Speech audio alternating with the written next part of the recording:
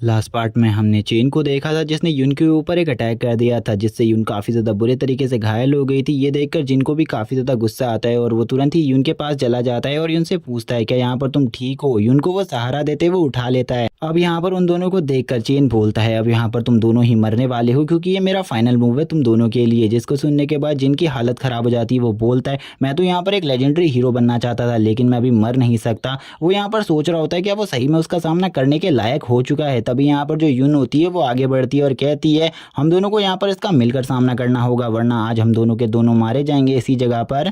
लेकिन उसकी बात से तो यहाँ पर चेन भी सहमत था लेकिन चेन को बिल्कुल भी समझ में नहीं आ रहा था वो किस तरीके से फाइट करे क्योंकि वो बिल्कुल भी स्ट्रांग नहीं था। तभी चेन यहाँ पर अपने सिस्टम को एक्टिवेट कर युन की एबिलिटी को देखने लगता है। वो युन से यहाँ पर कहता है तुम यहाँ पर एक प्रोटेक्टिव शील्ड को बना सकती हो अपनी पावर से, इसीलिए तुम जल्दी यहाँ पर अपनी पावर्स का यूज़ करो और इस स्किल को एक्टिवेट करने की कोशिश करो, शायद से तुम ये कर पाओ। लेकिन यून को बिल्कुल ही समझ में नहीं आ रहा होता आखिरकार वो इसे कैसे करेगी। लेकिन यून काफ़ी ज़्यादा स्ट्रांग होती है और वो एक बी रैंक की हंटर थी इसीलिए वो इसे आसानी से कर लेती है और अपने आगे से एक बैरियर को क्रिएट कर लेती है। जिसके बाद यहाँ पर जियान यहाँ पर अब कुछ करने वाला था, उसको कुछ करने का मौका मिल गया था जिसको देखकर अब यहाँ पर चेन भी बोलता है सही में यहाँ पर मैंने बिल्कुल भी नहीं सोचा था तुम जैसा एक नॉर्मल हंटर भी इस बैरियर को क्रिएट कर पाएगा। लेकिन ये मेरे लिए तोड़ना एक नॉर्मल सी बात है, मैं इस बैरियर को बहुत ज़्यादा इजीली तोड़ सकता हूँ। और वो तभी अपनी स्वॉर्ड टेक्निक को यूज़ करते हुए उसके ऊपर लगातार अटैक करना स्टार्ट कर देता है। उसके अटैक इतने ज़्यादा स्ट्रांग होते हैं कि यून को उस बैरियर के अंदर भी हार्म कर रहा होता है। लेकिन अब जिन उससे कहता है तुम यहाँ पर बस थोड़े ही टाइम के लिए इसे होल्ड करो, मैं यहाँ पर एक इंपॉर्टेंट काम कर रहा हूँ जिसके बाद हम दोनों की जान बच जाएगी और अब हम इस जगह से बाहर निकल जाएंगे। और इस टाइम पर वो और किसी की तरफ नहीं उसी बॉस मॉन्स्टर की तरफ बढ़ रहा था ताकि वो उस बॉस मॉन्स्टर को मार सके। और वो उस बॉस मॉन्स्टर के पास चला जाता है और उस बॉस मॉन्स्टर के ऊपर अपनी स्वॉर्ड से अटैक करने के लिए आगे बढ़ता है क्योंकि अभी बॉस मॉन्स्टर नहीं मरा। इसी वजह से डंजन का तो लास्ट पोर्टल था यानी कि बाहर निकलने वाला पोर्टल वो भी ओपन नहीं हो रहा था। अब यहाँ पर चेन को भी सब कुछ समझ में आ जाता है कि जिन यहाँ पर क्या करने वाला है, इसीलिए वो जिन से बोलता है तुम ऐसा बिल्कुल भी नहीं कर सकते और वो अपनी पावरफुल स्वॉर्ड टेक्निक का यूज़ करते हुए तुरंत ही उस बैरियर को तोड़ देता है। और अब जिन की तरफ आगे बढ़ते हुए बोलता है आखिरकार ऐसा नहीं हो सकता, मेरा ये प्लान नाकामयाब नहीं हो सकता। लेकिन जिन भी यहाँ पर बोलता है आज यहाँ पर मैं तुम्हें बिल्कुल भी नहीं छोड़ूंगा, मैं लीडर को सारी बातें बता दूंगा तुम्हारे बारे में। और वो तुरंत ही उस स्वॉर्ड से उस मॉन्स्टर को मार देता है और उस मॉन्स्टर की डेथ वहीं पर हो जाती है। इसी के बाद अब उस मॉन्स्टर के मरने के बाद जिनको तो ऐसा लग रहा था कि यहाँ पर तुरंत ही वो पोर्टल ओपन हो जाएगा, लेकिन वो पोर्टल ओपन अभी तक नहीं हुआ होता। चेन को तो यहाँ पर वो वेपन भी चाहिए था जिस वेपन को पिछले एपिसोड में जिनने यूज़ किया था। यहाँ पर अब चेन बोलने लगता है तुम्हें क्या लगता है यहाँ पर इतने जल्दी ये पोर्टल ओपन हो जाएगा? क्या तुम्हें यहाँ पर इसके बारे में बिल्कुल भी नहीं पता कि यहाँ पर किसी भी डंजन को जब हम फिनिश करते हैं और उसके बॉस को मारने के 30 मिनट या फिर 20 मिनट बाद ही जो डंडन का गेट होता है वो ओपन होता है। अभी तुम काफ़ी ज़्यादा छोटी हो, तुम्हें इन सब चीज़ों के बारे में पहले से पता कर कर आना चाहिए था। तुम्हें यहाँ पर अपने पास आधी नॉलेज नहीं रखनी चाहिए थी। हमें जिनको दिखाया जाता है जिसकी अब हालत ख़राब हो जाती है वो सोच रहा होता है अब वो यहाँ पर 30 मिनट के लिए क्या करेगा। अगर ये बंदा यहाँ पर चाहे तो 30 मिनट में उसके टुकड़े टुकड़े कर सकता है और उसकी अब पूरी हालत ख़राब होती है। वो कहता है आखिरकार अब मेरे साथ क्या होने वाला है। जिनको जब से ये बात पता चली थी कि 30 मिनट के बाद यहाँ पर डंजन का गेट ओपन होगा तब से वो यहाँ पर बेहोश सा हो गया था, यानी कि उसे अब कुछ भी समझ में नहीं आ रहा था कि उसे आगे क्या करना है। उसको तो यहाँ पर कुछ भी समझ में नहीं आ रहा था इस टाइम पर, लेकिन उसे अपनी जान बचाने के बारे में भी सोचना था। उसकी ऐसी मूर्खता को देखकर यहाँ पर जो चेन होता है वो काफ़ी ज़्यादा हंस रहा होता है और बोलता है सही में यहाँ पर तुम बेवकूफ़ हो, मैं तुम्हारे बारे में बिल्कुल सही सोचता था। मुझे ऐसा लगा था अभी कि तुम यहाँ पर मेरे पूरे प्लान को नाकामयाब कर दोगे, लेकिन तुमने तो यहाँ पर एक बस छोटी सी कोशिश करी और ये कोशिश काफ़ी ज़्यादा कमज़ोर है मेरे सामने। इसी चीज़ के साथ जिनके सामने उसका सिस्टम आ जाता है, सिस्टम यहाँ पर उसे काफ़ी सारी न्यू अपग्रेड्स के बारे में बता रहा होता है जिसके बाद उसका लेवल भी यहाँ पर अप हो जाता है, जो कि यहाँ पर काफ़ी ज़्यादा अच्छी बात होती है। लेकिन चेन अभी सोच रहा होता है इसका लेवल यहाँ पर अचानक से अप कैसे हो गया, लेकिन अभी भी ये मेरा कुछ नहीं बिगाड़ सकता क्योंकि ये जिस लेवल पर है मैं उस लेवल से काफ़ी ज़्यादा आगे पर हूँ। मेरा लेवल A2 है और ये बंदा यहाँ पर इस टाइम पर D लेवल के पीक पर है, इसीलिए ये मेरा कुछ भी नहीं बिगाड़ सकता। जो यहाँ पर जिन होता है उसके सामने नोटिफिकेशन आई होती है कि उसे यहाँ पर एक कार्ड चॉइस करना है, जिसको वो यहाँ पर तुरंत ही ओके कर देता है और वो कहता है मुझे यहाँ पर जल्दी से जल्दी एक कार्ड चाहिए। और वो यहाँ पर अब उसके चारों तरफ काफ़ी सारे कार्ड्स ओपन हो रहे होते हैं, लेकिन वो यहाँ पर इनमें से एक ब्लू कलर के कार्ड को सिलेक्ट करता है। जब वो इस ब्लू कलर के कार्ड को सिलेक्ट करता है तो उसकी बॉडी से काफ़ी ज़्यादा एनर्जी निकलने लगती है और इसी के मौके का फ़ायदा उठाकर जिन्हें उनका एक टीम पार्टनर जिसके पास इनविजिबल होने की एबिलिटी होती है वो उसके ऊपर अटैक करने जाता है, लेकिन चेन उसे भी वहीं पर उसी मौके पर मार देता है और बोलता है तुम जैसा एक बेकार कचरा मेरे को बिल्कुल भी नहीं मार सकता, मुझे मारने के लिए तुम्हें यहाँ पर मेरे से ज़्यादा स्ट्रेंथ रखनी होगी। लेकिन अब वो यहाँ पर जैसे ही चेन की बॉडी को देखता है वो बोलता है आखिरकार इसकी बॉडी से इतना ज़्यादा पावरफुल हो रहा कैसे आ रहा है। चेन जो होता है वो इस टाइम पर सोच रहा होता है कि इसकी बॉडी से इतना ह्यूज हो रहा कैसे निकल रहा है, और अब वो भी बोलता है मेरे पास ज़्यादा टाइम नहीं है, मुझे इसके ऊपर तुरंत ही अटैक करना होगा। वो अपनी स्वॉर्ड से जैसे ही उसके ऊपर अटैक करने जाता है, उसके आगे तुरंत ही एक स्पेयर आ जाता है जो कि यहाँ पर उसको रोक लेता है और उसको काफ़ी ज़्यादा पीछे फेंक देता है। और यहाँ पर अब जो जिन होता है वो भी ये देखकर शॉक हो जाता है, चेन भी ये देखकर शॉक था, आखिरकार ये ऐसा कैसे कर पा रहा है। चेन बोलता है मैंने कभी भी यहाँ पर किसी स्पेयर टाइप मार्शल आर्ट को कभी भी प्रैक्टिस नहीं किया, तो यहाँ पर मैं इस स्पेयर का यूज़ किस तरीके से इतने अच्छे तरीके से कर पा रहा हूँ, मुझे ये बिल्कुल भी नहीं समझ आ रहा। लेकिन वो जैसे ही यहाँ पर अपने नोटिफिकेशन चार्ट को देखता है तो उसे यहाँ पर कुछ कुछ समझ में आने लगता है। वो बोलता है मैंने यहाँ पर जिस कार्ड को चुना था उसमें यहाँ पर और किसी की नहीं बल्कि हेवन के गॉड जिन फेंग की तस्वीर थी। क्या वो यहाँ पर कोई गड़बड़ चीज़ थी जिससे यहाँ पर जो मेरी स्ट्रेंथ है वो कुछ ज़्यादा ही बढ़ गई है कुछ टाइम के लिए। लेकिन अभी भी यहाँ पर उसे समझ में नहीं आ रहा था वो स्पेयर कैसे चला पा रहा है इतना अच्छा, क्योंकि आज से पहले कभी भी उसने स्पेयर चलाना नहीं सीखा था। और अब वो काफ़ी सारे स्पेयर्स के मूव को चेन के ऊपर यूज़ करता है उसको मारने के लिए, लेकिन उसके जो मूव्स होते हैं वो काफ़ी ज़्यादा बेकार होते हैं। इसी वजह से वो यहाँ पर इन मूव को अच्छे तरीके से परफॉर्म नहीं कर पाता। चेन बोलता है सही में तुम्हें ऐसा लगता है कि तुम एक स्पेयर से मुझे मार सकते हो, ऐसा बिल्कुल भी नहीं होने वाला। तुम जैसा एक कचरा मुझे कभी भी नहीं मार पाएगा। और वो हंसते हुए वापस से अपनी दोनों स्वॉर्ड को निकाल लेता है और उसके ऊपर आगे बढ़ने लगता है अटैक करने के लिए। चेन सोच रहा होता है कि इस टाइम पर वो जिन को बहुत ज़्यादा इजीली तरीके से मार सकता है, लेकिन जिन को मारना इस टाइम पर बहुत ज़्यादा इजी नहीं था, क्योंकि उसके पास एक पावरफुल एंटिटी की पावर आ चुकी थी कुछ टाइम के लिए। उसके पास ये जो पावरफुल एंटिटी थी वो उसे काफ़ी ज़्यादा अमाउंट में पावर प्रोड्यूस कर रही थी, जिस वजह से जो उसकी बॉडी थी वो काफ़ी ज़्यादा पावरफुल ऑरा को रिलीज़ करती है, जिसको देखकर चेन की भी हालत थोड़ी देर के लिए ख़राब हो जाती है। वो बोलता है आखिरकार ऐसा कैसे हो सकता है, लगता है मुझे उस सीक्रेट स्किल का यूज़ करना होगा जिससे मैं यहाँ पर किसी को भी मार सकता था। लेकिन वो जैसे ही इस स्किल को यूज़ करने जाता है यहाँ पर जिनको भी पता चल जाता है ये जो स्किल है उससे यहाँ पर किसी एस क्लास के मॉन्स्टर हंटर को भी मार सकता है। लेकिन यहाँ पर जिनको पहले ही उससे उस स्किल का यूज़ होने से पहले ही उसे मारना था, वो काफ़ी ज़्यादा स्पीड में उसकी तरफ आगे बढ़ने लगता है ताकि वो इस स्किल का यूज़ कर सके। लेकिन जो जिन होता है वो यहाँ पर डिसाइड करके रखा था कि उसे यहाँ पर एक झटके में उसको मारना है ताकि उसे पता भी ना चले कि वो यहाँ पर मूव भी करने वाला है। और वो ऐसा ही करता है, यहाँ पर वो एक झटके में अपने स्पेयर को आगे कर देता है और उस स्पेयर से एक अटैक करता है जो कि इतना ज़्यादा स्ट्रॉन्ग था कि वो जैसे ही उसकी डबल स्लैसेस स्वॉर्ड से टकराता है तो वो यहाँ पर एक ही बार में उसकी दोनों स्वॉर्ड्स को यहाँ पर डिस्ट्रॉय कर देता है।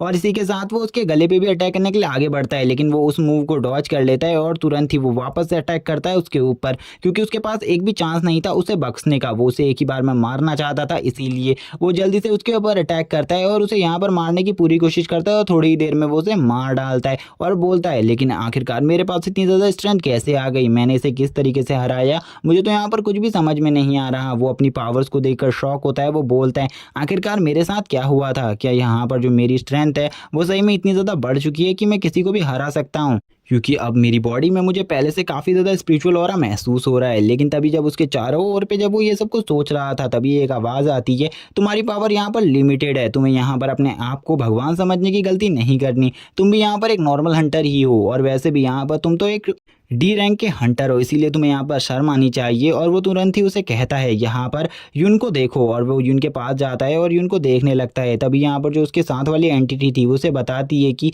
इसकी यहाँ पर जो इंजरी है वो काफ़ी ज़्यादा सीरियस है, लेकिन तुम्हें यहाँ पर इसके लिए कुछ करना होगा जिसके बाद जो इसकी इंजरी है वो यहाँ पर ज़्यादा सीरियस नहीं रहेगी। लेकिन चेन को समझ में नहीं आ रहा था ये आवाज़ कहाँ से आ रही है, उसे बिल्कुल भी समझ में नहीं आता ये आवाज़ उसके बगल से आ रही है। लेकिन वो जैसे ही यहाँ पर अपने बगल में देखता है वो काफ़ी ज़्यादा पीछे हट जाता है और बोलता है आखिरकार तुम कहाँ से आए हो और तुम्हें यहाँ पर किसने बुलाया है।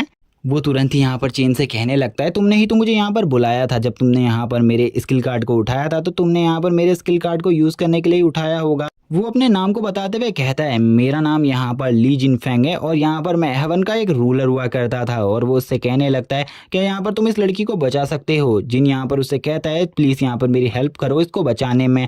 वो उससे कहता है ठीक है, यहाँ पर वैसे तुमने यहाँ पर मेरे लिए काफ़ी ज़्यादा अच्छा किया मुझे उस जगह से बाहर निकाल कर, इसीलिए मैं तुम्हें बता सकता हूँ इसे कैसे बचाया जा सकता है। वो उससे कहता है तुरंत ही जो इसके एक मेरिडियन पॉइंट है उसके अंदर अपनी की एनर्जी को तुरंत ही ट्रांसफ़र करो, जिससे यहाँ पर जो इसकी बॉडी है उसमें जो की एनर्जी की शॉर्टेज हुई है वो तो थोड़ी देर के लिए ठीक हो जाएगी, बाद में तुम यहाँ पर अपनी एनर्जी को रिकवर कर लोगे। और वो ऐसा ही करता है और उसकी बॉडी के अंदर अपनी की एनर्जी को डालता है और धीरे धीरे कर कर वो उसकी एनर्जी को फुलफिल करने लगता है और थोड़ी ही देर में उसे होश आ जाता है जब उसकी हालत ठीक होती है। और जिन उससे कहता है तुम यहाँ पर आराम करो, तुम्हें यहाँ पर कुछ भी करने की ज़रूरत नहीं है।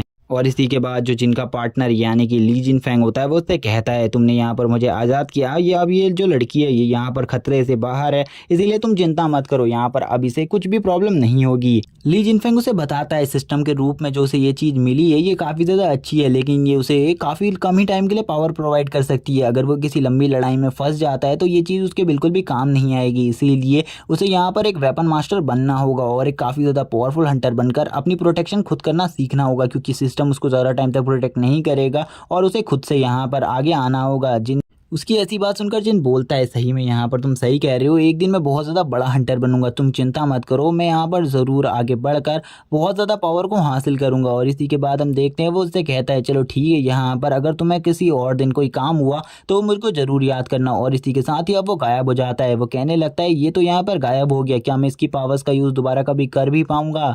और वो काफ़ी ज़्यादा उदास होता है क्योंकि उसके चारों तरफ यहाँ पर खाली लाशें पड़ी होती हैं, वो भी उसी के टीममेट्स की। वो कहता है मैंने बिल्कुल भी नहीं सोचा था जो मेरा पहला डंजन हंट है उसमें यहाँ पर इतने सारे लोग मारे जाएंगे। और यहाँ पर तभी जो उसका सिस्टम होता है वो उसे यहाँ पर और थोड़ी बहुत बातें बताता है और कहता है तुम्हारा अब लेवल अप हो चुका है, तुम यहाँ पर लेवल 9 पर आ गए हो, इसीलिए तुम्हें कांग्रेस।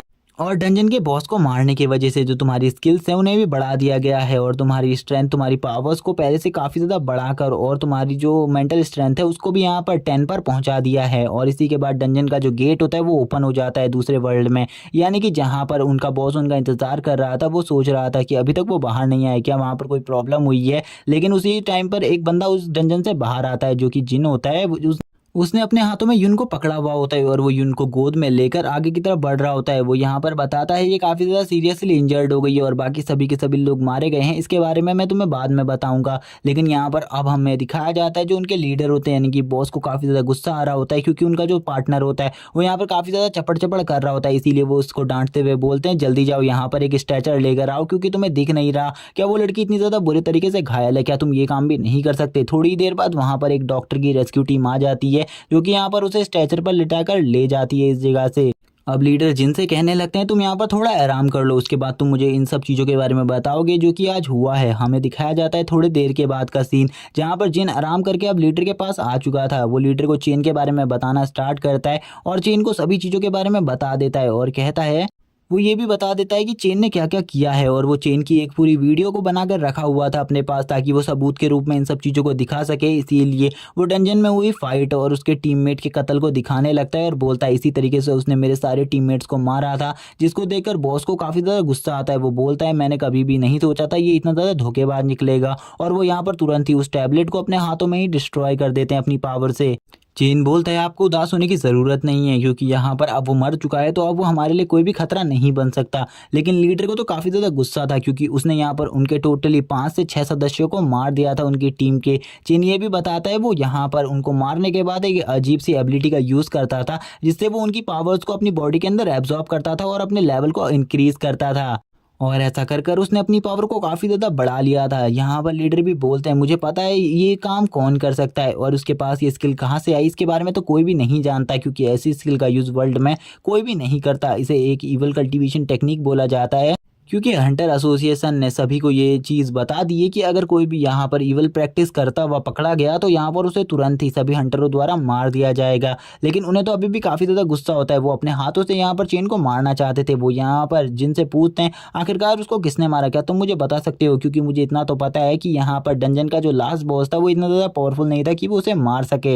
चेन बोलता है इसके बारे में तो मैंने नहीं सोचा था, लेकिन तभी वो यहाँ पर एक यान नाम के बंदे का नाम लेता है जो कि वही था जो इसके पास इनविजिबल होने की पावर थी। जिन बोलता है यहाँ पर जो यान था उसने ही चेन को मारा है। उसने यहाँ पर जब वो बॉस मॉन्स्टर से फाइट कर रहा था उस मौके का फ़ायदा उठाया और उसको पीछे से एक ही बार में उसके गले को काट दिया, जिस वजह से वो यहाँ पर जिंदा नहीं रह पाया और एक ही बार से उसे मार दिया गया। लेकिन सही में वो बॉस मॉन्स्टर काफ़ी ज़्यादा पावरफुल था, उसका सामना करना इतना आसान नहीं था। तभी वो बताते हैं कि वो यहाँ पर जो बॉस मॉन्स्टर था वो कोई ज़्यादा पावरफुल बॉस मॉन्स्टर नहीं था, वो खाली C1 लेवल का बॉस मॉन्स्टर था। इसीलिए उसे कोई भी बंदा बहुत इजीली मार सकता था क्योंकि अभी तक जो हाईएस्ट डंजन है उनमें हमारी टीम को नहीं भेजा जाता। जब यहाँ पर हमारी टीम को पावरफुल डंजन्स में भेजा जाएगा तब की बात तब देखेंगे। लेकिन अभी जो हमारी टीम है वो यहाँ पर कुछ नॉर्मल डंजन्स को ही साफ करती है, इसीलिए तुम इसके बारे में मत सोचो, एक दिन तुम्हें ज़रूर मौका मिलेगा शायद से किसी पावरफुल डंजन में ज्वाइन होने का। हमें यहाँ पर बताया जाता है यान के बारे में। जो यान था वो यहाँ पर एक पावरफुल हंटर बनना चाहता था और हंटर बनकर वो इस वर्ल्ड में यहाँ पर सारे के सारे मॉन्स्टर्स को मारना चाहता था, लेकिन चेन ने उसे मारकर बिल्कुल भी अच्छा नहीं किया। और यहाँ पर जो यान होता है उसके बारे में ही इस टाइम में बताया जा रहा होता है, जो कि जिन बता रहा होता है अपने गिल्ड लीडर को, क्योंकि इसकी कोई भी फुटेज रिकॉर्ड नहीं करी थी जिन ने, इसीलिए जिन यहाँ पर इसके बारे में अच्छे से बता देता है कि यहाँ पर ये हुआ था, क्योंकि अगर इसकी भी फुटेज होती तो यहाँ पर पक्का जिन पकड़ा जाता। और हमें अब दिखाया जाता है थोड़ी देर बाद का सीन, जहाँ पर अब बॉस उससे कहते हैं हमने यहाँ पर आज काफ़ी सारी बातें कर ली है, इसीलिए अब तुम घर जा सकते हो। वैसे भी आज तुम काफ़ी ज़्यादा थक गए होगे इस मिशन को अंजाम देने के बाद। ये सुनने के बाद तो यहाँ पर जिनको भी राहत आती है, वो बोलता है मैंने आज काफ़ी ज़्यादा झूठ बोला है, लेकिन मैं इसके लिए माफ़ी मांगता हूँ। और वो तुरंत ही यून के पास आता है और यून को यहाँ पर हॉस्पिटल में देखने लगता है और बोलता है मुझे लगता है तुम जल्दी ही ठीक हो जाओगी और मैं जल्द ही तुमसे मिलने आऊँगा, क्योंकि हमें जल्द ही से आपस में काफ़ी सारी बातें करनी है। और हम दोनों को, वैसे भी हम दोनों काफ़ी ज़्यादा अच्छे दोस्त हैं। इसी के बाद हमें अब रात का सीन दिखाया जाता है, जहाँ पर जो जिन होता है वो अपने रूम में लेटा हुआ होता है और काफ़ी ज़्यादा सर दर्द हो रहा होता है उसका। वो कहता है मुझे अपनी इस वेपन के बारे में किसी को भी नहीं बताना होगा, क्योंकि अगर किसी को भी इस वेपन के बारे में पता चल गया तो मैं बहुत ज़्यादा बड़े खतरे में आ जाऊँगा, सभी लोग मुझे मारने की कोशिश करेंगे। वो अब यहाँ पर सोचने लगता है चलो यहाँ पर अब थोड़ा बहुत फ्यूचर के बारे में देखा जाए, लेकिन उससे पहले वो यहाँ पर अपने सारे कार्ड्स को देखना चाहता था। वो कहता है मैं यहाँ पर इन कार्ड्स का यूज़ किस तरीके से कर सकता हूँ, मुझे यहाँ पर देखना होगा क्या यहाँ पर मैं उनके भी लेवल्स को चेक कर सकता हूँ जो कि यहाँ पर मैंने आज तक अपनी लाइफ में देखे हैं। मैं उनके लेवल को चेक करना चाहता हूँ। और वो तभी यहाँ पर उन सभी के लेवल्स को चेक करने लगता है। उसके सामने उन सभी की इमेज आ जाती है जिसको आज तक उसने देखा था, और उसका लेवल जो होता है वो सभी हंटर्स होते हैं जिनको वो देख रहा होता है। वो कहता है ये तो मेरी टीम के मेंबर्स थे जिनको मैंने देखा था, इनका जो जो परफॉर्मेंस है वो ज़्यादा नहीं है, लेकिन मैं यहाँ पर उन लोगों को देखना चाहता हूँ और उन लोगों की पावर लेवल को चेक करना चाहता हूँ। जिसके बाद जिस टाइम पर वो यहाँ पर सभी लोगों को हटा रहा होता है एक एक कर उसी के बाद उसके सामने एक बंदा आता है जो कि और कोई नहीं यहाँ पर ली जियानफेंग होता है। और यहाँ पर जैसे ही ली जियानफेंग आता है उसका लेवल नीचे से लिखा होता है कि वो एक एस रैंक का हंटर है और उसकी पावर एक एस रैंक के हंटर जितनी ही है। जिन यहाँ पर बोलता है सही में यहाँ पर इसकी पावर तो काफ़ी ज़्यादा है और उसकी मेंटल स्ट्रेंथ भी 99 होती है। तभी यहाँ पर उन्हीं दोनों को दिखाया जाता है, यानी कि उन्हीं दोनों बॉनों को जिनको यहाँ पर पिछले एपिसोड में देखा था हमने, जिनमें से एक बंदे की जो मेंटल पर स्ट्रेंथ होती है वो यहाँ पर 452 और एक बंदे की 492 होती है। और तभी यहाँ पर जिन बोलता है जो बाकी सारे मेंबर थे क्या वो इस लिस्ट में शामिल नहीं है, मुझे यहाँ पर उन लोगों की भी रैंक देखनी थी, मैं उनकी भी रैंक को देखना चाहता था, लेकिन मुझे इनकी रैंक दिखा दी गई। ये तो काफ़ी ज़्यादा अमेजिंग है, ये दोनों मेरी लिस्ट में सबसे ज़्यादा पावरफुल में आते हैं। और ये तभी वो बोलता है मुझे यहाँ पर एक बार देखना चाहिए आखिरकार मेरी जो लिस्ट है उसमें यहाँ पर सबसे ज़्यादा पावरफुल हंटर कौन है। और वो तभी अपनी लिस्ट को यहाँ पर अच्छे तरीके से चेक करने लगता है और वो सिस्टम से बोलता है सिस्टम मुझे यहाँ पर जो मेरी लिस्ट में सबसे ज़्यादा पावरफुल हंटर है मुझे उसको दिखाया जाए, क्योंकि वो सभी की स्ट्रेंथ को देखना चाहता था आखिरकार कितनी स्ट्रेंथ है उन लोगों की। जैसे ही वो यहाँ पर अपनी स्क्रीन में लास्ट इमेज को देखता है जो कि यहाँ पर एक गोल्डन कलर के कार्ड में बनी हुई होती है, उसको देखकर उसकी आंखें फटी रह जाती है, क्योंकि वो यहाँ पर जैसे ही उस इमेज को देखता है वो कहने लगता है आखिरकार ये किसकी इमेज है, लेकिन उसे समझ में नहीं आता, वो उसे हटा देता है। वो यहाँ पर अब किसी और इमेज को ढूंढने लगता है, यानी कि जो टॉप रैंकिंग होती है, तभी वही इमेज उसके सामने आ जाती है और उसे पता चलता है यही जो इमेज है वो यहाँ पर उस बंदे की है जो कि इसकी लिस्ट में सबसे ज़्यादा स्ट्रॉन्ग है, जो कि यहाँ पर एक एसएस रैंक से भी ऊपर की हंटर होती है और इसकी जो मेंटल स्ट्रेंथ होती है वो 999 होती है, जिसको देखकर वो शॉक हो जाता है। वो बोलता है इतनी ज़्यादा मेंटल स्ट्रेंथ मैंने आज से पहले कभी भी नहीं देखी, ये तो यहाँ पर एसएस रैंक से भी ऊपर लेवल की मॉन्स्टर हंटर है, क्या यहाँ पर इसने गॉड लेवल को अचीव कर लिया है। लेकिन अब वो इन सारी बातों पर ध्यान नहीं देता और वापस से यहाँ पर अपनी पावर और अपनी स्ट्रेंथ लेवल को चेक करता है और तुरंत ही उसी चीज़ को वापस निकाल लेता है जिससे वो यहाँ पर थोड़ा बहुत आज फ्यूचर जान सके। जैसी वो चीज़ बाहर आती है उसको देखकर वो पहले तो हंसता है और बोलता है आज यहाँ पर तुम मुझे प्लीज़ कोई अच्छा फ्यूचर बता दो, क्योंकि आज मेरे पास यहाँ पर 10 चांस है तुम्हें स्पिन करने के। लेकिन जैसे कि यहाँ पर वो 10 के 10 चांसों को यूज़ करता है तो वैसे के वैसे ही वो 10 के 10 चांस उसके वेस्ट हो जाते। वो बोलता है मैंने कभी भी नहीं सोचा था ये जो डिवाइस है ये यहाँ पर इतना ज़्यादा बेकार होगा, मुझे तो लगा था ये मेरे फ्यूचर के बारे में बताएगा, लेकिन ये तो मेरे आस पड़ोस वाले लोगों के बारे में ज़्यादा बताता है, मुझे यहाँ पर इससे छुटकारा चाहिए। और इसी के बाद वो यहाँ पर एक पुल के नीचे आ जाता है जहाँ पर वो आराम कर रहा होता है रात में। रात को देखते हुए वो बोलता है आज रात यहाँ पर काफ़ी ज़्यादा अच्छी लग रही है, मैं चाहता हूँ कि एक दिन मैं इस जगह पर ज़रूर आऊँ जब मैं काफ़ी ज़्यादा स्ट्रांग हूँ और ये वर्ल्ड मुझे अच्छे तरीके से जानता हो। लेकिन ऐसा कब होने वाला है इसे किसी भी बारे में नहीं पता होता, इसीलिए वो यहाँ पर अपने आप से बात ना करते हुए किसी को इस जगह पर बुला लेता है ताकि वो उससे बात कर सके, जो कि यहाँ पर और कोई नहीं ली जिनफेंग होता है। और वो यहाँ पर काफ़ी सारे कार्ड्स को देखने लगता है। वो बोलता है इनमें से मैंने अभी तक एक भी कार्ड अच्छे तरीके से एक्टिवेट नहीं किया है, बस एक ही कार्ड है जो कि ली जिन फेंग का है, उसे ही मैंने एक्टिवेट किया है। इसीलिए वो तुरंत ही यहाँ पर वापस से ली जिन फेंग के कार्ड को चुन लेता है और उसे कहता है जल्दी यहाँ पर बाहर आओ। और वो ली जिन फेंग का वेट कर रहा होता है ताकि वो उससे कुछ बात कर सके, और वो ये जानना चाहता था आखिरकार जो ली जिन फेंग है वो किस जगह से आता है। थोड़ी देर बाद उस कार्ड के अंदर से यहाँ पर कुछ स्पिरिचुअल ऑरा बाहर आने लगता है, जिसको देखकर वो यहाँ पर थोड़ी देर के लिए सोचता है कि यहाँ पर इससे कुछ हो रहा है। वो यहाँ पर जब ये सब सोच रहा होता है तभी उसके सिस्टम में एक अपलोडिंग आ जाती है, जिसको अब वो देखता है। वो बोलता है आखिरकार ये क्या चीज़ है, क्या ये मेरी मेंटल स्ट्रेंथ है? ओ तब उसे समझ में आता है हाँ ये तो मेरी मेंटल स्ट्रेंथ है। क्या यहाँ पर मेरी ये मेंटल स्ट्रेंथ वापस से मुझे एक और स्पिन करने देगी? और वो यहाँ पर अब उसके पास एक लास्ट स्पिन बचा होता है, जबकि अब यहाँ पर ली जिन फेंग यहाँ पर आ चुका था, लेकिन उसको इस बारे में नहीं पता था। वो ली जिन फेंग के बारे में जानने लगता है कि वो यहाँ पर सू किंगडम का प्रिंस था, और इसी के बाद ही उसकी जर्नी स्टार्ट हुई थी एक ह्यूमन से गॉड बनने की। और इस जर्नी में उसने काफ़ी कुछ खोया और काफ़ी कुछ पाया था, क्योंकि जो ये वर्ल्ड था वो बिल्कुल भी नहीं चाहता था एक नॉर्मल ह्यूमन इस वर्ल्ड पर राज करे। क्योंकि जो सू फैमिली थी उसने यहाँ पर अपने साथियों के लिए कुछ भी अच्छा नहीं किया था, बल्कि उन्होंने काफ़ी सारे लोगों को धोखा दिया था। यही सब कुछ वो पढ़ रहा होता है, लेकिन उसी टाइम पर जो ली जिन फेंग होता है वो बाहर आ जाता है और उससे कहता है इसमें यहाँ पर पूरी जानकारी सच नहीं है, इसमें से थोड़ा बहुत झूठ भी है, इसीलिए तुम पूरी जानकारी पर विश्वास मत करो। लेकिन जो यहाँ पर जिन होता है तुम इसके बारे में क्यों कह रहे हो, वो उससे ये कहने लगता है। और तभी जो वो होता है वो उससे कहता है तुमने यहाँ पर मुझे उस जगह से आज़ाद किया, इसके लिए काफ़ी ज़्यादा शुक्रिया। लेकिन यहाँ पर अब जिनको समझ में नहीं आता आखिरकार ये ऐसा क्यों कहता है बार बार कि तुमने मुझे आज़ाद किया। इसी के साथ ही वो उससे क्वेश्चन करता है क्या तुम यहाँ पर मुझे इस चीज़ का आंसर दोगे कि तुम इस टाइम से पहले किस जगह पर रहते हो, यानी कि जब मैं तुम्हें नहीं बुलाता हूँ उस टाइम पर तुम किस जगह पर होते हो? क्या तुम हेवन में होते हो? क्या जगह वो काफ़ी ज़्यादा खूबसूरत है? वो यहाँ पर बोलता है क्या तुम मुझे हेवन के बारे में कुछ बताओगे? लेकिन वो उसे यहाँ पर कुछ कहने ही वाला होता है, लेकिन जिन वापस से स्टार्ट कर देता है। वो बोलता है मैंने सुना है हेवंस में ड्रैगन भी होते हैं, क्या वहाँ पर भी ड्रैगन है? लेकिन वो उसके ऊपर अब चिल्ला रहा होता है। वो उससे बोलता है तुम मुझे यहाँ पर बोलने दो, तुम्हें यहाँ पर क्या लगता है कि अगर यहाँ पर तुम बोलते रहोगे तो मैं तुम्हें यहाँ पर आंसर किस तरीके से दूंगा?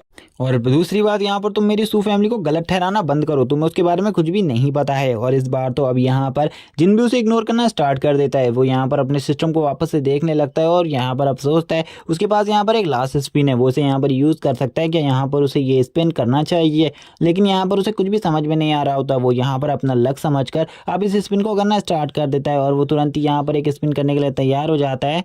लेकिन तुरंत ही जो ली जिन फेंग होता है वो उसे स्पिन करने से मना करता है और उसे अपनी स्टोरी बताता है। वो कहता है जब मैं यहाँ पर पैदा हुआ था तो यहाँ पर जो मेरे परिवार था, मेरी फैमिली थी, उसके ऊपर कुछ लोगों ने अटैक कर दिया जो कि मॉन्स्टर्स थे, और मॉन्स्टर ने यहाँ पर मेरी फैमिली में सभी को मार डाला, यानी कि उसने मेरे फादर को भी नहीं छोड़ा।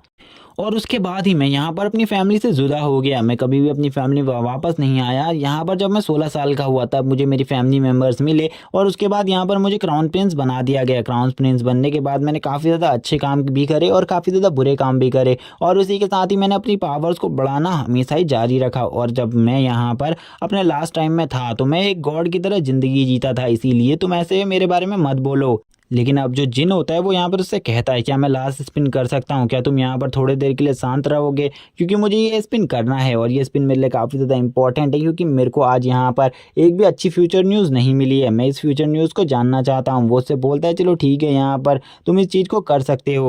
वो तुरंत ही उसी की तरफ देखता है और उससे कहता है यहाँ पर तुमने जो बातें मुझे बताई हैं इस बारे में मुझे कुछ भी नहीं पता था, इसीलिए मैं यहाँ पर तुमसे माफ़ी मांगना चाहता हूँ कि मैंने यहाँ पर तुम्हारी फैमिली के बारे में काफ़ी कुछ गलत बोला। और इसी के बाद वो सिस्टम से कहता है तुरंत ही यहाँ पर मेरे इस स्पिन को रजिस्टर करो। और वो जैसे ही इस स्पिन को करता है तुरंत ही यहाँ पर जो इस बार उसकी किस्मत होती है उसमें एक गोल्डन कलर की बॉल बाहर निकलती है, जिसको देखकर वो थोड़ा बहुत खुश हो जाता है। वो बोलता है मैंने नहीं सोचा था यहाँ पर मेरी किस्मत इस टाइम पर इतनी ज़्यादा अच्छी होगी कि यहाँ पर एक गोल्डन बॉल आएगी मेरे सामने। और वो खुश होते हुए बोलता है ये तो काफ़ी ज़्यादा अच्छी बात है। और वो यहाँ पर अब उसी बॉल की तरफ आगे बढ़ रहा होता है, लेकिन जो ली जिन फेंग होता है वो उससे कहता है ये यहाँ पर तुम्हारी नहीं मेरी किस्मत है, इसीलिए यहाँ पर तुम ये मत बोलो, क्योंकि यहाँ पर ये स्पिन करने के लिए तुम्हें मैंने एक टाइम सजेस्ट किया था और तभी तुमने ये टाइम दिया है। और वो जैसे ही यहाँ पर इस मैचेस को देखता है उसे पता चलता है यहाँ पर जो जुलाई 30 है उस दिन यहाँ पर एक डंजन अवेक होने वाला है, जिसमें एक स्किल स्टोन है जिसका वो यूज़ कर सकता है किसी भी स्किल को पाने के लिए। जैसे कि यहाँ पर अगर उसको आइस स्टोन मिलता है तो यहाँ पर आइस टाइप की, आइस एट्रीब्यूट की किसी भी स्किल को हासिल कर सकता है, और फायर टाइप का मिला तो फायर टाइप की। इसीलिए वो काफ़ी ज़्यादा खुश होता है क्योंकि वो काफ़ी ज़्यादा रेयर स्टोन होता है जिसकी कीमत बिलियंस में होती है इस वर्ल्ड में। लेकिन अब यहाँ पर खांसते हुए ली जिन फेंग कहता है मैं यहाँ पर तुम्हें एक और बात बताना चाहता हूँ, तुम सोचती हो कि मैं हेवन में रहता हूँ इसीलिए मैं काफ़ी ज़्यादा खुश होऊंगा, लेकिन मैं तुम्हें एक बात बता दूं, मैं यहाँ पर हेवन में बिल्कुल भी नहीं रहता हूँ, मैं भी यहाँ पर इसी सिस्टम के अंदर रहता हूँ, क्योंकि मैं कोई रियल यहाँ पर कोई रियल गॉड नहीं हूँ, यानी कि मैं कोई रियल ली जिनफिंग नहीं हूँ। मैं बस यहाँ पर ली जिनफिंग की एक क्रिएशन हूँ, जिसको यहाँ पर इस सिस्टम ने बनाया है। ये सुनने के बाद तो उसकी आंखें फटी की फटी रह जाती है। वो बोलता है तुम रियल ली जिनफेंग नहीं हो, यानी कि तुम रियल के गॉड नहीं हो। तो यहाँ पर क्या तुम मुझे बता सकते हो कि तुम यहाँ पर ली जिनफेंग के बारे में इतना कुछ कैसे जानते हो और ली जिनफेंग की तरह क्यों दिखते हो? वो उससे कहता है मैं तुम्हें बता दूं, जब ली जिनफेंग मर गया था तो उसकी स्टोरी एक बुक में यहाँ पर स्टोर कर कर रखी हुई है। उसी से यहाँ पर इस सिस्टम ने इन सब चीज़ों को क्रिएट किया है। और मैं ही नहीं, तुम्हारे सिस्टम में काफ़ी सारे ऐसे लोग हैं जो कि यहाँ पर मर चुके हैं और उनको भी तुम यहाँ पर अपने सिस्टम में बुला सकते हो, उनकी पावर्स का थोड़े टाइम के लिए यूज़ कर सकते हो। लेकिन हाँ, तुमने अभी तक उन्हें अनलॉक नहीं किया होगा, क्योंकि उनको अनलॉक करना काफ़ी ज़्यादा मुश्किल है। और अब यहाँ पर हमें दिखाया जाता है सिस्टम का एक और पेज, जहाँ पर सिस्टम उससे कहता है तुम यहाँ पर इस यूनिवर्स में इकलौते नहीं हो जो कि इस ड्रॉ ऑफ फेथ को यूज़ कर रहा है। और काफ़ी सारे लोग इस ड्रॉ ऑफ फेथ को यूज़ कर चुके हैं, लेकिन उन लोगों की किस्मत बिल्कुल भी अच्छी नहीं थी, इसीलिए उनसे इस सिस्टम को छीन लिया गया और अब तुम्हें दे दिया गया है। अब तुम इस वर्ल्ड में सबसे ज़्यादा स्ट्रॉन्ग भी बन सकते हो, लेकिन तुम्हें यहाँ पर अभी अपनी काफ़ी सारी चीज़ों को इम्प्रूव करना है। तुम यहाँ पर जब तक का अपनी चीज़ों को इम्प्रूव नहीं कर सकते, तब तक का तुम इस सिस्टम की 100% पावर को कभी भी यूज़ नहीं कर सकते। तुम इन गॉड्स की रियल पावर को कभी भी यूज़ नहीं कर सकते। तुम खाली इनकी थोड़ी मोड़ी पावर को ही यूज़ कर पाओगे। यहाँ पर ऐसी बात सुनकर ली जिनफिंग कहता है हाँ, यहाँ पर तुम मेरी खाली स्किल्स को यूज़ कर सकते हो, ना कि तुम मेरे मैजिक को यूज़ कर सकते हो, ना ही तुम अभी तक मेरी कॉम्बैट एबिलिटी, फ्लाइट एबिलिटी ये और स्पीड एबिलिटी, और ना ही तुम मेरी एलिमेंट्री पावर्स को भी यूज़ कर पाओगे। जब तुम्हें यहाँ पर खुद से एक पावरफुल हंटर बन जाओगे तभी तुम इन चीज़ों को यूज़ कर सकते हो। वो यहाँ पर उसी लड़की के बारे में सोच रहा होता है जिसका लेवल उसने यहाँ पर जब देखा था वो यहाँ पर एसएस रैंक के भी पार की हंटर थी। वो उसी के बारे में सोचते हुए कहता है उसकी पावर तो काफ़ी ज़्यादा थी, वो यहाँ पर ली जिनफिंग से भी काफ़ी ज़्यादा स्ट्रॉन्ग थी। ली जिनफिंग कहने लगता है चलो ठीक है, यहाँ पर अब मेरा टाइम हो गया, मैं होप करता हूँ यहाँ पर तुम मुझे दोबारा ज़रूर बुलाओगे इस वर्ल्ड में, क्योंकि मैं यहाँ पर तुम्हारे साथ काफ़ी ज़्यादा अच्छा टाइम स्पेंड कर पा रहा हूँ। इसी के बाद अब वो जाने के लिए तैयार हो जाता है। उसकी ऐसी बात सुनने के बाद यहाँ पर अब जिन भी कहने लगता है ठीक है, यहाँ पर तुम जा सकते हो और यहाँ पर अब मुझे भी काफ़ी सारे काम है, और वो इसी के बाद इस जगह से चला जाता है। लेकिन यहाँ पर जिन बोलता है क्या सही में यहाँ पर ये मेरी मर्जी से गया है, लेकिन उसे यहाँ पर बिल्कुल भी नहीं पता था कि यहाँ पर वो कभी भी गायब हो सकता है, यानी कि जब वो फाइट कर रहा हो उसी के बीच में भी। अब वो भी यहाँ पर कहता है मुझे भी यहाँ पर कल वापस से बॉस के पास जाना है, क्योंकि बॉस ने यहाँ पर इंपॉर्टेंट न्यूज़ दी है किसी चीज़ के बारे में। तभी जैसे ही वो अगले दिन बॉस के ऑफिस में जाता है उसे पता चलता है कि जो यहाँ पर इनका गिल्ड था वो पूरी तरीके से बंद हो रहा है। ये लोग बिल्कुल भी अब मॉन्स्टर हंटिंग नहीं कर सकते। लेकिन यहाँ पर अब सभी लोग काफ़ी ज़्यादा उदास होते हैं, क्योंकि उन लोगों ने काफ़ी ज़्यादा टाइम तक इस गिल्ड में रह कर काफ़ी ज़्यादा मदद करी थी इस गिल्ड के लोगों की, लेकिन अब वो बिल्कुल भी मदद नहीं कर सकते थे। अब टाइम काफ़ी ज़्यादा ख़राब चल रहा था, इसीलिए वो लोग यहाँ पर काफ़ी ज़्यादा रोने लगते हैं। दो लोग तो यहाँ पर रोते रोते कहते हैं अब यहाँ पर हम बिल्कुल भी काम नहीं कर पाएंगे, और वो अपनी चेयर को देखकर कहते हैं हम इसी चेयर पर बैठकर काम किया करते थे, सारे डंजन्स के बारे में सबसे पहले इन्फॉर्मेशन दिया करते थे। जो लीडर होते हैं वो उन सभी से माफ़ी मांगते हुए कहते हैं क्योंकि अब हमारे पास ज़्यादा लोग नहीं बचे हैं हंटिंग करने के लिए, इसीलिए तुम सभी यहाँ से जा सकते हो। जो जिन होता है वो उससे कहता है क्या सही में यहाँ पर अब हमारे पास ज़्यादा हंटर नहीं बचे? वो उसे बताते हैं चेन ने जिन हंटरों को मारा उसके बाद अब उनकी टीम में कोई भी हंटर ज्वाइन नहीं होना चाहता, क्योंकि जो लास्ट टाइम है उससे यहाँ पर उनके टीम में टोटली 7 हंटरों की मौत हो चुकी है। लास्ट टाइम से 7 हंटरों की मौत की वजह से नए हंटर भी हमारी टीम में ज्वाइन नहीं होना चाहते, इसीलिए मैं यहाँ पर इस हंटर एसोसिएशन को बंद कर रहा हूँ। और वो यहाँ पर उसे एक और चीज़ के बारे में बताऊंगा कहते हैं, और कहते हैं क्या यहाँ पर तुम अभी भी अपने इस हंटर काम को जारी रखने वाले हो? चेन उससे हाँ बोलता है, जिन इस बारे में हाँ कह देता है और कहता है मैं यहाँ पर अपने काम को ज़रूर जारी रखूँगा, क्योंकि यहाँ पर मेरे पास कोई भी यहाँ पर मौका नहीं है, क्योंकि मैं एक हीरो बनना चाहता हूँ, इसीलिए मैं यहाँ पर अपने इस काम को हमेशा जारी रखूँगा। वो उससे कहते हैं मेरे पास यहाँ पर तुम्हारे लिए एक इन्फॉर्मेशन है और ये तुम्हारे लिए काफ़ी ज़्यादा बुरी खबर होने वाली है। वो उसे एक लेटर देते हुए कहते हैं ये जो लेटर है ये यहाँ पर मुझे लास्ट टाइम किसी की बॉडी से मिला था, जो कि चेन है, क्योंकि यहाँ पर जब इस जगह से चले गया था तो हमने उसके सामान की जांच पड़ताल करी तो इसमें ये चीज़ निकली। और वो जैसे ही उस चीज़ को देखता है उसकी यहाँ पर आंखें फटी की फटी रह जाती हैं, क्योंकि ये जो चीज़ थी ये यहाँ पर किसी बहुत बड़ी ऑर्गेनाइजेशन से रिलेटेड थी। और वो उस ऑर्गेनाइजेशन के बारे में जैसे ही यहाँ पर नाम पढ़ता है और उसके बारे में पता चलता है वो यहाँ पर शॉक हो जाता है। वो उनसे कहने लगता है क्या सही में यहाँ पर तुम इन्हीं ऑर्गेनाइजेशन की वजह से तो यहाँ पर इस गिल्ड को बंद नहीं कर रहे? वो भी हाँ बोलता है और कहता है क्योंकि तुम्हें पता होगा ये ऑर्गेनाइजेशन काफ़ी ज़्यादा पावरफुल है। अगर इसको पता चला कि यहाँ पर तुम लोग हमारे गिल्ड में काम करते हो जिसने उनके एक मेंबर को मारा है, तो वो यहाँ पर हमें और तुम्हें दोनों को ही मार देंगे। इसीलिए मैं यहाँ पर एक चीज़ कहना चाहता हूँ, यून और तुम्हें सतर्क रहना चाहिए।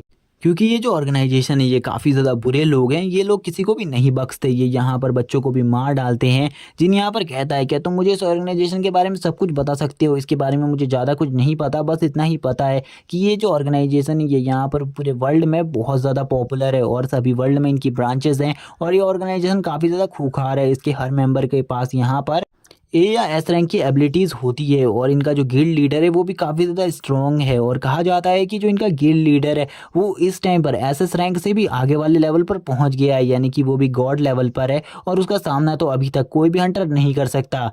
लेकिन क्या सही में ये सारी अफ़वाहें हैं? तभी यहाँ पर उसका दोस्त उसे बताता है नहीं ये सारी अफ़वाहें नहीं है, क्योंकि ये बात सच है। उनके पास काफ़ी सारे एसएस रैंक और एस रैंक और एसएस रैंक के काफ़ी सारे हंटर्स हैं जो कि काफ़ी ज़्यादा स्ट्रॉन्ग है। उनके लीडर के बारे में कहा जाता है कि वो कभी भी किसी चीज़ से नहीं डर, जबकि तुम्हें पता ही होगा एक एम्परर रैंक का मॉन्स्टर कितना ज़्यादा पावरफुल होता है। उनकी टीम ने काफ़ी सारे एम्परर रैंक के मॉन्स्टर को हंट किया है, जबकि उनका लीडर इतना ज़्यादा स्ट्रॉन्ग है वो यहाँ पर एम्परर रैंक के मॉन्स्टर को भी बहुत ज़्यादा इजीली हरा पाया है। इसीलिए तुम समझ जाओ उसकी पावर कितनी ज़्यादा होगी। और मैं जो कह रहा हूँ कि वो एसएस रैंक से भी ऊपर का है, ये बात सच है। यहाँ पर ये बात सुनकर तो अब जिनको भी समझ में आ जाता है कि उसकी जान यहाँ पर अब बहुत ज़्यादा बड़ी मुसीबत में है, वो यहाँ पर बिल्कुल भी इस मुसीबत से इतनी आसानी से नहीं बच सकता। इसीलिए वो यहाँ पर अपने दोस्त से कहता है तुम तो यहाँ पर इस चीज़ को बंद कर रहे हो, लेकिन उसका दोस्त उसे कहता है मैं यहाँ पर इसे बंद ज़रूर कर रहा हूँ, लेकिन तुम कभी भी यहाँ पर मेरे घर पर आ सकते हो, मैं यहाँ पर तुम्हें प्रोटेक्ट करने की पूरी कोशिश करूँगा। लेकिन मुझे पता है मैं उनके लीडर के खिलाफ कुछ भी नहीं कर सकता। और ये दोनों दोस्त यहाँ पर लास्ट टाइम पर हाथ मिलाते हैं और इसी के बाद इस जगह से निकल जाते हैं। अब यहाँ पर हमें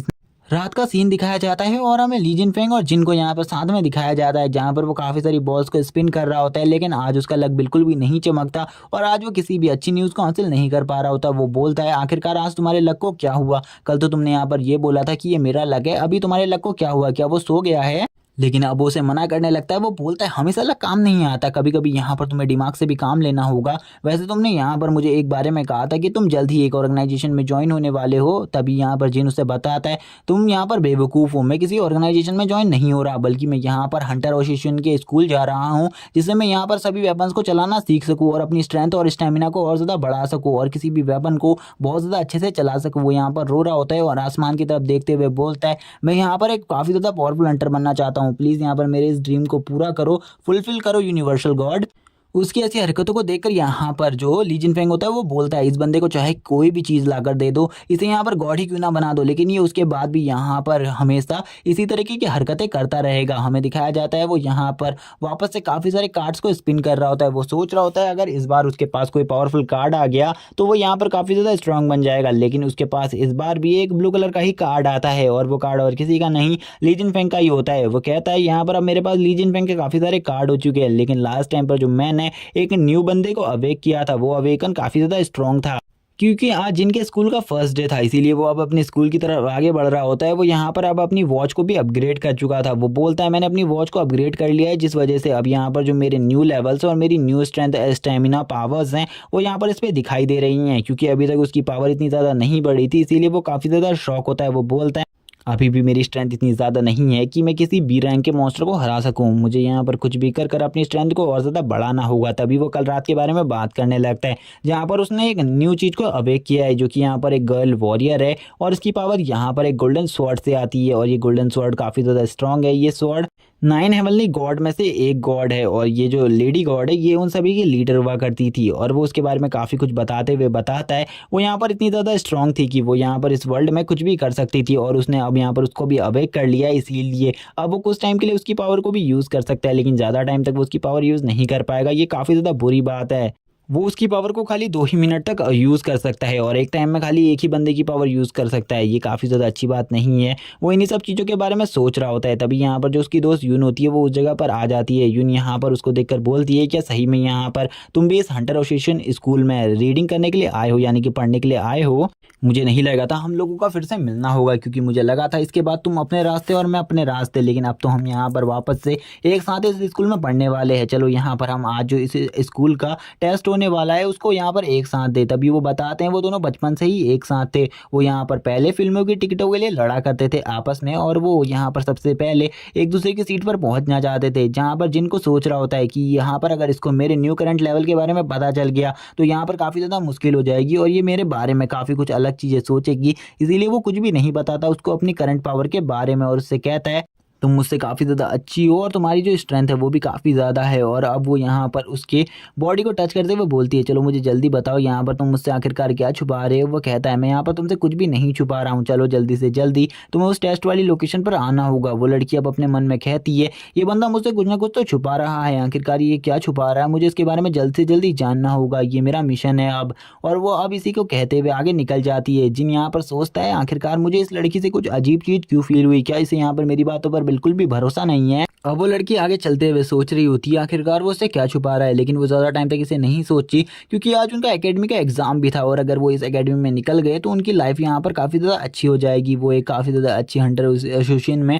ज्वाइन भी हो सकते हैं इसके बाद, जो कि काफ़ी ज़्यादा पावरफुल होगी। और इसी के बाद अब हमें इनकी एकेडमी के अंदर का सीन दिखाया जाता है, जहाँ पर अब इनका एग्ज़ाम स्टार्ट हो चुका होता है और ये लोग यहाँ पर एग्ज़ाम देने के लिए आ चुके थे। पहले तो ये इन सभी को यहाँ पर डंजन्स के बारे में बताना स्टार्ट करते हैं। ये डंजन्स के बारे में इन्हें यहाँ पर काफ़ी ज़्यादा बड़ा लेक्चर देते हैं और इसी के बाद अब इन्हें अंदर बुला लिया जाता है, क्योंकि इनका जो एग्ज़ाम होता है वो अंदर लिया जाने वाला था, जो कि काफ़ी ज़्यादा टफ एग्ज़ाम था, क्योंकि इस एग्ज़ाम को काफ़ी कम ही लोग क्लियर कर पाते हैं और जो भी इस एग्ज़ाम को क्लियर कर लेते हैं उन्हें यहाँ पर काफ़ी ज़्यादा पावरफुल समझा जाता है और इन लोगों की काफ़ी ज़्यादा रिस्पेक्ट होती है इस अकेडमी में। अब हमें एकेडमी का सीन दिखाया जाता है, जहाँ पर जो एकेडमी होती है उसके अंदर सभी लोगों को यहाँ पर एक लेक्चरर लेक्चर दे रहा होता है और उससे कहता है, आज यहाँ पर तुम्हारा एग्ज़ाम है, इसीलिए यहाँ पर तुम लोगों को बिल्कुल भी चिंता नहीं करनी है। हमें इस एकेडमी के बारे में अब थोड़ा बहुत बताया जाता है कि इस एकेडमी में तुम्हें सब कुछ सिखाया जाता है, हर टाइप का वेपन सिखाना, हर टाइप की हंटिंग स्किल, और ये तुम्हें यहाँ पर हर चीज़ कर कर एक पावरफुल हंटर बनने में मदद करती है। और ये इस एकेडमी में बस यही कुछ नहीं है, बल्कि ये तुम्हें काफ़ी कुछ न्यू सीख भी देती है। हमें यहाँ पर उस एग्ज़ाम का सीन दिखाया जाता है, जहाँ पर एक बी रैंक का हंटर आ जाता है यहाँ पर, जिसको देखकर जिन बोलता है वो एक बी रैंक का हंटर है। कितनी अमेजिंग बात है, हमारा जो एग्जाम है कोई नॉर्मल झना नहीं, एक बी रैंक का हंटर लेने वाला है। बी रैंक का हंटर बोलता है, यहाँ पर तुम्हारे सामने एक स्क्रीन लगी है जिसके ऊपर 00 नंबर डिजिट दिखाई दे रहा होगा। अगर तुम सामने पड़े भालू के ऊपर अपनी फुल स्ट्रेंथ से अटैक करते हो, इससे तुम्हारी स्ट्रेंथ चेक होगी और अगर तुम्हारी स्ट्रेंथ यहाँ पर 30 से ऊपर निकलती है इसमें, तो यहाँ पर ज़रूर तुम हमारी अकेडमी को ज्वाइन कर सकते हो। लेकिन अगर ये चीज़ नहीं कर पाते तो तुम तुरंत ही यहाँ पर इस जगह से निकल जाना। जैसे ही वो जो हंटर होता है वो इस बारे में कहता है, तो यहाँ पर कुछ लोग उसके ऊपर हंस रहे होते हैं और कहते हैं, आखिरकार ये जो बंदा है ये हमें खाली 30% की पावर ही तो दिखाने को कह रहा है, हम तो इसे बहुत ज़्यादा इजीली कर लेंगे। जिसमें से यहाँ पर एक बंदा जो कि काफ़ी ज़्यादा यंग होता है और उसकी बॉडी भी काफ़ी ज़्यादा अच्छी होती है, वो यहाँ पर सभी में से सबसे आगे आता है और बोलता है, इस काम को मैं काफ़ी ज़्यादा ईजिली कर सकता हूँ, इसीलिए तुम यहाँ पर मेरे को चैलेंज मत दो, मैं इसे ईजिली कर पाऊँगा। और वो तुरंत ही यहाँ पर एक पावरफुल पंच मार देता है उस बियर के ऊपर। जैसे ही वो यहाँ पर अपने पंच को मारता है तो यहाँ पर जो उसका स्कोर होता है वो यहाँ पर 27 आता है, जो कि काफ़ी ज़्यादा कम होता है, जिसे देखकर वो कहने लगता है अपने मन में, मेरा जो स्कोर है वो यहाँ पर ये कम है, इसीलिए यहाँ पर तुम मुझे दोबारा चांस दो, क्योंकि मुझे ऐसा लगता है तुम्हारी मशीन ख़राब है। लेकिन जो वो ओनर होता है वो उससे निकल जाने को कह रहा होता है। वो वापस से चिल्लाते हुए बोलता है, तुम्हारी मशीन ख़राब है, तुम मुझे यहाँ पर कैसे निकाल सकते हो इस जगह से, तुम मुझे यहाँ पर एक और चांस दो। लेकिन तभी जो वो बी रैंक का हंटर होता है वो अपने हाथ को यहाँ पर अपनी थोड़ी सी ही स्ट्रेंथ का यूज़ कर उसके ऊपर जैसे ही मारता है, वो यहाँ पर उसके अपने नंबर को 88 निकाल लेता है, यानी कि उसका स्कोर 88 आ जाता है, जिसको देखकर वो भी शॉक होता है, यानी कि जिन शॉक हो जाता है, बोलता है इसने अपनी थोड़ी सी पावर का यूज़ किया है और इसका नंबर 88 आ गया। सही में ये बंदा काफ़ी ज़्यादा स्ट्रॉन्ग है, हमें इससे पंगा बिल्कुल भी नहीं लेना है, ये वैसे भी हमारा एक टीचर है। जो वो टीचर होता है उस बंदे को यहाँ से निकाल देता है और बाकी सारे बच्चों को एग्जाम देने के लिए यहाँ पर बुलाने लगता है। जब वो यहाँ पर एक एक करके बंदों को बुलाता है तो यहाँ पर जो सबसे अगला बंदा होता है वो यहाँ पर जब अपने पंच को ट्राई करता है तो उसका पावर परसेंटेज 10 आता है, एक लड़की का यहाँ पर 20 आता है। तभी एक लड़का जब अपनी फुल स्ट्रेंथ को यूज़ करता है तो उसका यहाँ पर 30 आ जाता है और यहाँ पर अब यून की बारी भी आ जाती है। यून यहाँ पर तैयार थी इस चीज़ को करने के लिए और यून यहाँ पर अब अपनी फुल स्ट्रेंथ का यूज़ करते हुए तैयार होती है और वो उससे तुरंत ही इसे हिट करने को कहता है। जैसे ही यहाँ पर जो यून होती है वो इस बियर के ऊपर हिट करती है तो ये बियर काफ़ी ज़्यादा दूर जाकर गिरता है और इसका स्कोर यहाँ पर 67 आता है। इतनी अच्छी स्ट्रेंथ को देखकर यहाँ पर जिन भी काफ़ी ज़्यादा खुश हो जाता है, वो कहने लगता है सही में इसकी स्ट्रेंथ तो लाजवाब है, इसने यहाँ पर 67 स्कोर ले आई इतनी आसानी से, जो कि काफ़ी ज़्यादा मुश्किल थी। कुछ लोग और ज़्यादा हैरान होते हैं। जैसे ही यहाँ पर जो एग्जामिनर होता है वो यहाँ पर उसकी रिपोर्ट शीट को चेक करता है तो यहाँ पर उसे पता चलता है जो इस बंदी की यहाँ पर मेंटल स्ट्रेंथ है वो यहाँ पर 27 पर है। इसीलिए ये लड़की काफ़ी ज़्यादा स्ट्रॉन्ग है और इसके पास अभी भी एक भी स्किल नहीं है, इसीलिए ये यहाँ पर शायद से इस स्कूल में आई है। वो सभी उससे कहने लगते हैं हम तुम्हें यहाँ पर काफ़ी ज़्यादा एक अच्छा स्किल्ड फाइटर बनाएंगे। अब यहाँ पर जिन का नंबर आने वाला था, इसीलिए वो उससे जिन से कहती है मुझे लगता है यहाँ पर तुम मुझसे ज़्यादा अच्छा करोगे, और पिछली बार भी इसने यही कहा था और जिन यहाँ पर एग्ज़ाम में बहुत ज़्यादा बुरे तरीके से फेल हो गया था। और अब जिन का ही नाम वापस लिया जाता है। जिन उसकी ऐसी बात सुनने के बाद तो वापस से शॉक हो जाता है। वो बोलता है कि सही में यहाँ पर मैं वापस इसी लड़की के बाद एग्ज़ाम को देने वाला हूँ, क्योंकि जब मैंने पिछली बार एग्ज़ाम को दिया था तो मैं फ़ेल हो गया था और मेरे जो मार्क्स थे वो भी काफ़ी ज़्यादा ख़राब थे। मैं यहाँ पर वापस से इस जगह को डिसअपॉइंट नहीं कर सकता, मुझे यहाँ पर कुछ भी कर कर मुझे इस कॉम्पिटिशन को जीतना होगा। और इसी के बाद ये वाला पार्ट यहीं पर एंड हो जाता है। अगर इस सीरीज़ के आगे के एपिसोड देखना चाहते हो चैनल को सब्सक्राइब कर दो और कमेंट में नेक्स्ट पार्ट कमेंट कर दो। Okay bye guys.